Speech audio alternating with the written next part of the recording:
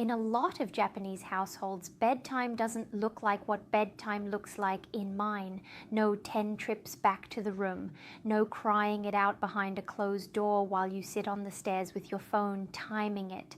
There's one small habit underneath a lot of this, and before you brace for you're doing it wrong, it's not about discipline. It's not even really a technique. It's something much smaller and much weirder than that. And once you see what it actually does to a toddler's nervous system, I think it'll change how you think about your own bedtime, whatever that looks like. I want to say up front, and I mean this isn't about which culture has the right answer on sleep. There isn't a right answer, not really. And there's a lot of really good evidence-based sleep training that works for plenty of families, including ones who do versions of crying it out thoughtfully and with care. This is about one specific practice and what it actually does mechanically to a developing nervous system. The mechanism is the interesting part, not the flag attached to it. So, the habit. In a lot of households across Japan, it's extremely common for a parent to be physically present, often physically touching a hand, an arm, lying close, at the exact moment a toddler falls asleep. Not for hours, not necessarily the whole night, but that specific transition, awake to asleep, happens with someone right there. This is sometimes referred to in research on Japanese parenting as part of a broader pattern of skinship, a term that's become fairly common in cross-cultural parenting literature to describe this kind of close physical contact. There's actual research on this, by the way, and it's not just cultural observation.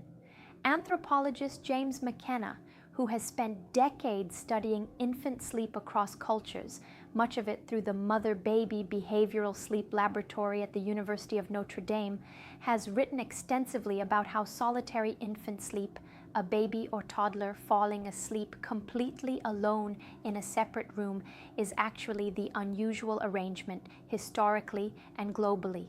Most of the world, for most of human history, did not do this. The own room, falls asleep alone model is, in the bigger picture, more the exception than the rule. And there's a related body of work, cross-cultural research by Sarah Harkness and Charles Super, who've spent decades comparing parenting practices across multiple countries through what's sometimes called the International Study of Parents, Children, and Schools, looking at how different cultures structure infant and toddler sleep and how those structures connect to different ideas about independence, closeness, and what a good night's sleep even means in the first place. Their work is a good reminder that a lot of what we treat as the normal way to do bedtime is actually pretty specific to certain cultural contexts. It's not some universal baseline that other cultures are deviating from. Okay, so here's the mechanism, the part I actually find fascinating. Falling asleep is neurologically a vulnerable transition. You're going from aware and monitoring your environment to unaware and unmonitoring. And for most of human history, that transition happening alone, in the dark, away from other people, would have been not great. Evolutionarily speaking, our nervous systems are old, older than bedrooms, older than the idea that sleep is something you do by yourself, in silence, behind a closed door. For a toddler whose nervous system, remember, doesn't yet have a fully online "I am safe even though I'm alone in the dark" system, because that's largely the prefrontal cortex's job, and that's not finished cooking yet. Falling asleep alone can mean that the last thing the nervous system registers before sleep is "I am unmonitored and separate." And the first thing it registers if it wakes up in the night is the same thing again. When a toddler falls asleep with physical closeness, co-regulation basically, the same concept I've talked about with meltdowns, just applied to sleep, the nervous system's last data point before sleep is something closer to "I am safe, someone's right here, we're okay." That's a completely different note to drift off on, and it tends to mean that nighttime wake-ups, which happen for every kid, every culture, it's just biology, are less likely to spike into full distress because the environment hasn't fundamentally changed from the one the brain fell asleep trusting. That's it, basically. That's the one small habit. Proximity at the moment of falling asleep, doing some of the regulating work that the toddler's own nervous system can't fully do yet. It's the same tuning fork idea from co-regulation, just happening at 8 p.m. instead of during a meltdown. Now, I want to give the honest counterpoint because I think it matters and because I don't think just co-sleep forever is the takeaway here. And I don't think most families practicing this would say that either. Gradual independence at bedtime is still a completely valid, healthy goal.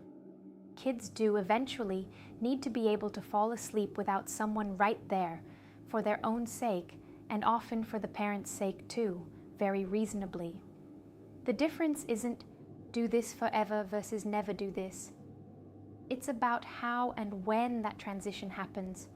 Gradual, responsive, going at a pace that matches what the kid's nervous system can actually handle, versus abrupt, all at once. Tonight is the night we stop.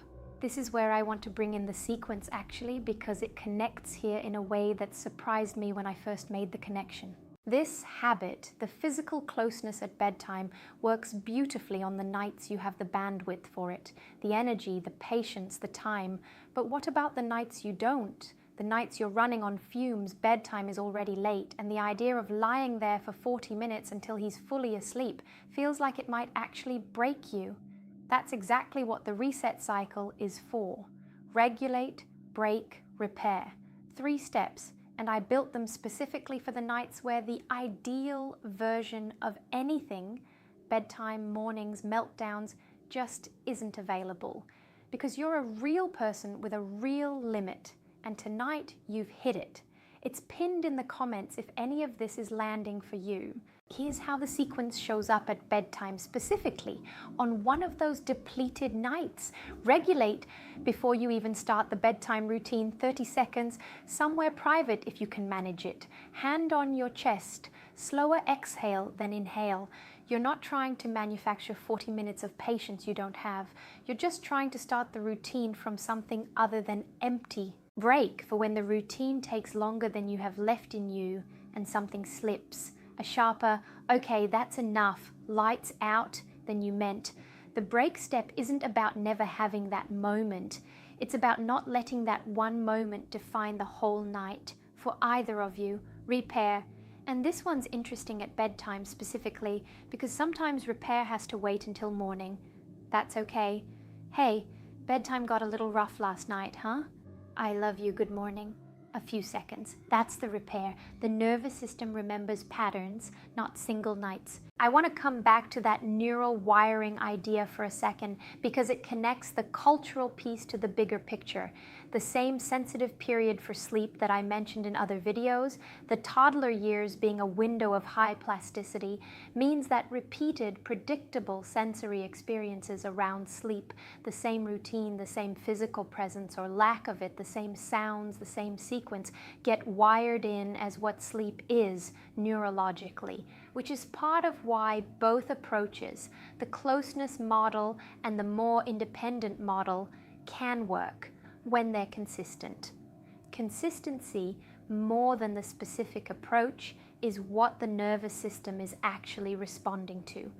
There's also, and I think about this one a lot personally, a kind of adult echo to all of this, the same way there was with the do-it-myself stuff from another video.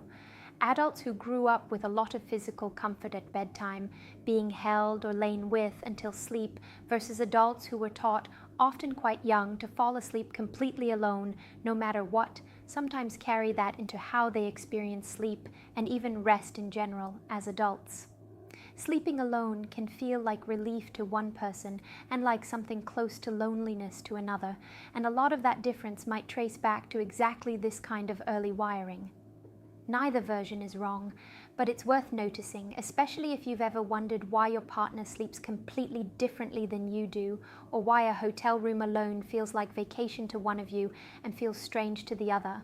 One more small thing before we wrap, something I think is worth trying regardless of which camp your family is in. If bedtime in your house is currently a battle, try, just for a week, paying attention to the last 60 seconds before your toddler actually falls asleep. Not the whole routine, just the very end. Is there physical contact in those final 60 seconds, or is it lights off, door closed, good night? You don't have to change your whole approach, but that final 60 seconds seems to matter more than people think, across pretty much every culture that's been studied on this. So what does bedtime actually look like in your house right now? Co-sleeping, fully independent, somewhere messy in between, genuinely no judgment. I've done versions of all of it depending on the season of life we were in. Tell me below, I'm curious. And if this kind of cross-cultural, science-backed digging into the why behind everyday parenting stuff is your thing, come join the Tiny Feelings fam, hit subscribe. I do this every week.